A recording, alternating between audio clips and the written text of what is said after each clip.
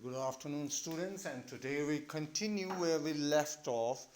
That is on page 33 with the lines, "You will have to give the anesthetics if he needs it," he said. I, she repeated blankly, "But never have I." "It is easy enough," he said impatiently. He was talking He was taking out the packing now, and the blood began to flow more quickly. He peered into the wound with the bright surgeon's light fastened on his forehead. "The bullet is still there," he said with cool interest. "Now I wonder how deep this rock wound is. If it is not too deep, it may be that I can get the bullet. But the bleeding is not superficial. He has lost much blood." At this moment Hannah choked. He looked up and saw her face the color of sulphur. "Don't faint," he said sharply. He did not put down his exploring instrument. "If I stop now, the man will surely die." She clapped her hands to her mouth and leaped up and ran out of the room. Outside in the garden he heard her retching, but he went on with his work. "It'll be better for her to empty her stomach," he thought. He had forgotten that of course she had never seen an operation, but her distress and his inability to go to her at once made him impatient and irritable with this man who lay like dead under his knife. This man, he thought. There is no reason under heaven why he should live. Unconsciously, this thought made him ruthless, and he proceeded swiftly.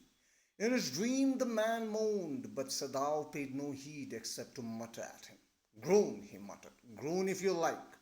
I'm not doing this for my own pleasure. In fact, I do not know why I'm doing that." The door opened and there was Hannah again. "Where is the anesthetic?" she asked in a clear voice. Where Sadao motioned with his chin. "It is as well that you came back," he said. "This fellow is beginning to stir." She had the bottle and some cotton in her hand. "But how shall I do it?" she asked. "Simply saturate the cotton and hold it near his nostrils," Sadao replied without delaying for one moment the intricate details of his work. "When he breathes badly, move it away a little." She crouched close to the sleeping face of the young American. It was a piteously thin face, she thought, and the lips were twisted. The man was suffering, whether he knew it or not. Watching him, she wondered if the stories they heard sometimes in the sufferings of prisoners were true. They came in like flickers of rumor, told by word of mouth, and always contradicted. In the newspapers, the reports were always that whenever the Japanese armies went, the people received them gladly, with cries of joy at their liberation. But sometimes she remembered such men as General Takima, who at home beat his wife cruelly, though no one mentioned it now, that he had fought so victorious a battle in Manchuria. If a man like that could be so cruel to a woman in his power, would he not be cruel to one like this, for instance? She hoped anxiously that this young man had not been tortured. It was at this moment that she observed deep red scars on his neck, just under the ear. "Those scars," she murmured, lifting her eyes to Sadao, but he did not answer. At this moment, he felt the tip of his instrument strike against something hard, dangerously near his kidney. All thought left him. He felt only the purest pleasure. He probed with his fingers delicately, familiar with every atom of this human body. His old American professor of anatomy had seen to that knowledge. Ignorance of the human body is the surgeon's cardinal sin, sirs. He had thundered at his class year after year. To operate without as complete knowledge of the body as if you had made it, anything less than that is murder. "It is not quite at the kidney, my friend," Sadao murmured. It was his habit to murmur to the patient when he forgot himself in an operation. "My friend," he always called his patients. And So now he did, forgetting that this was his enemy. Then quickly, with the cleanest and most precise of incisions, the bullet was out. The man quivered, but he was still unconscious. Nevertheless, he muttered a few English words. Guts, he muttered, choking. They got my guts. Thou, Hannah cried sharply. Sadao said.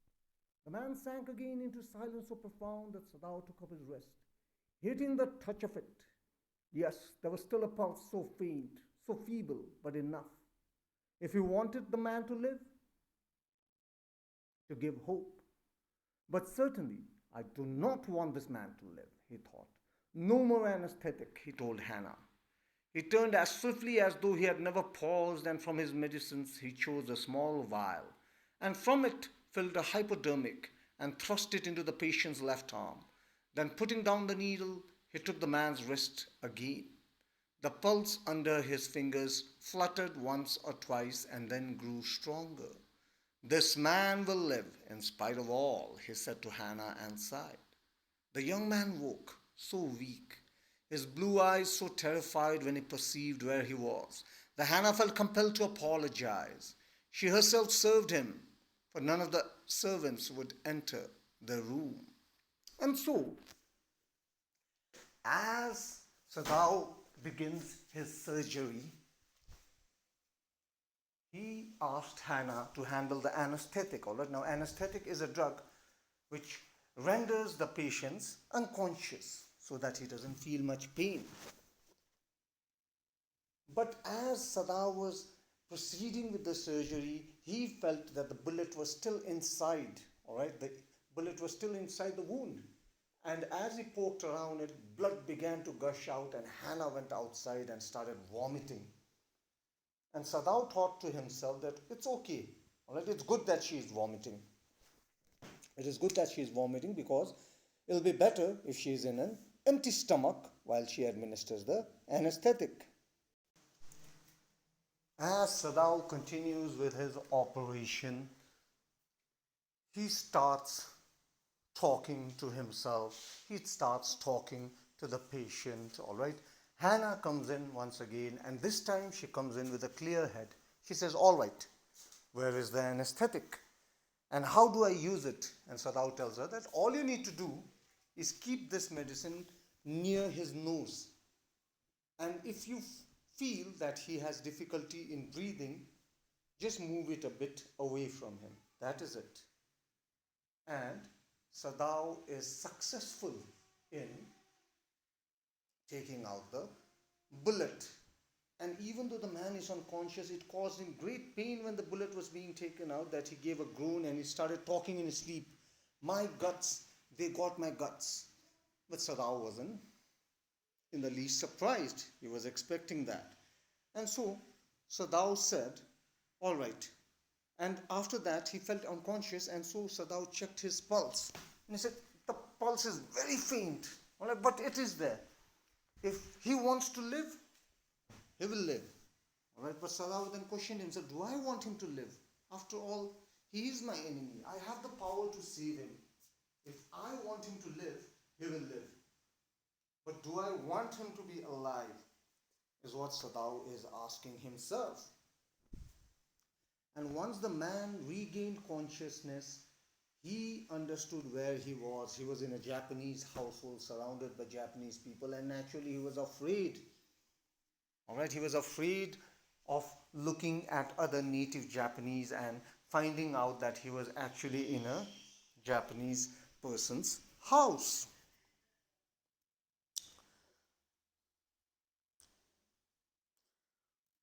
When she came in the first time, she saw him summon his small strength to be prepared for some fearful thing. Don't be afraid, she begged him softly. How come you speak English? He gasped. I was a long time in America, she replied. She saw that he wanted to reply to that, but he could not. And so she knelt and fed him gently from the porcelain spoon. He ate unwillingly, but still he ate. Now you will soon be strong, she said, not liking him, and yet moved to comfort him. He did not answer. When Sadao came in the third day after the operation, he found the young man sitting up, his face bloodless with the effort. "Lie down," Sadao cried. "Do you want to die?" He forced the man down gently and strongly and examined the wound. "You may kill yourself if you do this sort of thing," he scolded. "What are you going to do with me?" the boy muttered. He looked just now barely 17. "Are you going to hand me over?" For a moment, Sadao did not answer. He finished his examination and then pulled the silk quilt over the man. "I do not know myself what I shall do with you," he said. "I ought, of course, to give you to a police. You are a prisoner of war. No, do not tell me anything." He put up his hand, and as he saw the young man was about to speak, "Do not even tell me your name unless I ask for it." They looked at each other for a moment, and then the young man closed his eyes and turned his face to the wall. "Okay," he whispered, his mouth a bitter line. Outside the door, Hannah was waiting for Sadao. He saw at once that she was in trouble. So now that the operation was done, the man was to live. And Hannah herself started taking care of the man. The day she went in taking him food, she saw him frightened, all right, looking at a Japanese woman. She saw him that he was frightened, and she was moved to comfort him. She said, "Don't be afraid." And the man was surprised that she was speaking American, and he said, "How do you know English?" And she told him that, "I was in America for a long time." And she even fed the man, all right, man or boy, because later on Sadao says that he doesn't even look older than 17 years of age. So you can very well assume how young the boy or the prisoner of war was. On the third day, Sadao went in and spoke to the boy, all right, who didn't look more than 17 years of age. And as he entered the room, he saw that the prisoner of war was trying to stand up. And Sadao scolded him, "What are you trying to do? If you do this, you will kill yourself. You mustn't take any stress on your body." And he even checked the wound. And the boy, though frightened, he asked Sadao, "What are you going to do with me?" And Sadao said, "Even I don't know what I am to do with you. And for now, Sadao only treats him as a man that needs his care and concern as a doctor." Sadao felt that the man was about to say something, and Sadao stopped him. He said, "Don't talk to me. Don't tell me anything, not even your name. Unless I ask of you, you will not tell me anything." And the man said, "Okay," and turned the other way. So Sadao did his routine checkup, and as he came out of the room, he saw Hannah, and he knew that there was some trouble. There was a troublesome look on Hannah's face. "Sadao, Yumi tells me the servants feel that they cannot stay if we hide this man here anymore. She tells me that they are saying that you and I were so long in America that we have forgotten to think of our own country first. They think we like Americans." "It is not true," Sadao said harshly. "Americans are our enemies. But I have been trained not to let a man die if I can help it." "The servants cannot understand that," she said anxiously. "No," he agreed. Neither seemed able to say more, and somehow the household dragged on. The servants grew more watchful, their courtesy was as careful as ever, but their eyes were cold upon the pair to whom they were hired. "It is clear what our master ought to do," the old gardener said one morning. He had worked with flowers all his life. He had been a specialist too in moss. For Sadao's father, he had made one of the finest moss gardens in Japan, sweeping the bright green carpet constantly so that not a leaf or a pine needle marred the velvet of silk.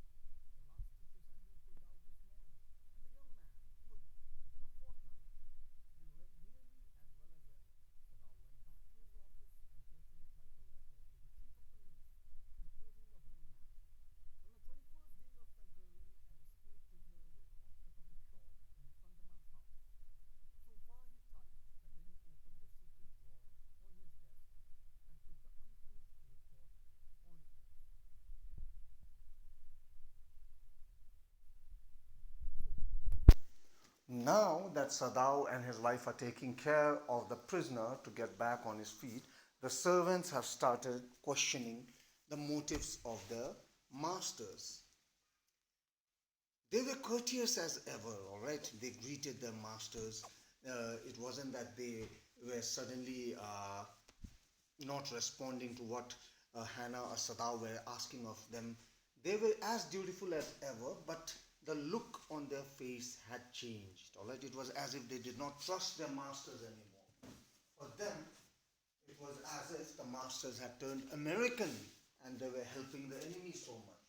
In fact, when the servants are talking, one of the servants, the oldest, all right, the gardener was a very old man and he had taken care of Sadao as a young boy and used to take care of Sadao's father's garden. He was an expert in that and he had created one of the finest moss gardens for Sadao's father. And the servants were having a conversation, all right, and the gardener said that young master should not have saved him. That is, the prisoner.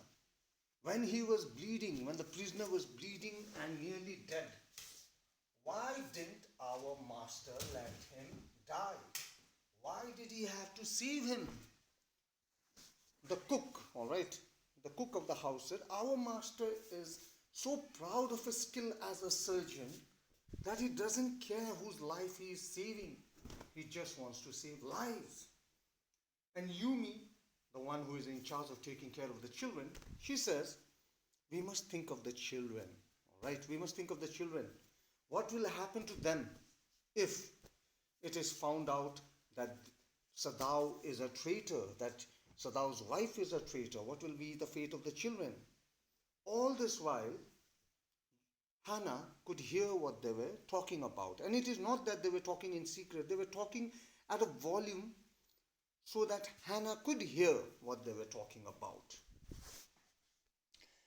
And so, even she could not react, or she could not scold them. She could not show her resentment at them because they were speaking the truth.